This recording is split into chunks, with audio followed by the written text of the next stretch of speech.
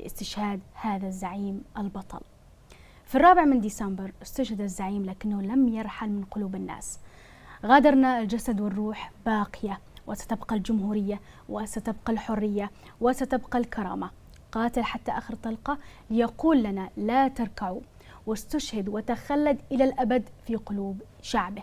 رحمك الله يا زعيم اليمن، يا من صنعت المجد وواجهت الكهنوت حتى النفس الأخير.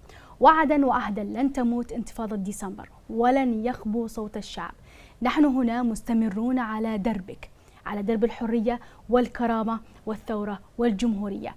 في 4 ديسمبر ذلك اليوم الثقيل لا نبكي قائد فقط، بل نقف أمام قيمة، أمام رمز، أمام عقيدة لا تشترى. والجميع اتفقوا أن علي عبد الله صالح استشهد بشرف وتخلد شامخا رافع الرأس، لا يعرف الانحناء مهما كانت العاصفة. وتبقى المواقف التي لا تنسى، والشهيد علي عبد الله صالح ومن معه من الأبطال الذين قاتلوا حتى اللحظات الأخيرة سيظل في ذاكرة اليمن صفحة لا تطوى، وصوتا لا يخفت، وسيرة تحكيها الأجيال. نختم حلقتنا بتحية تقدير لرجل لا يعرف إلا الشجاعة ولغة الثبات والفداء لأرضه وشعبه.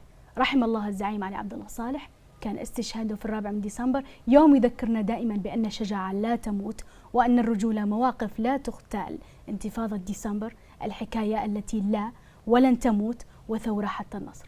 في أمان الله.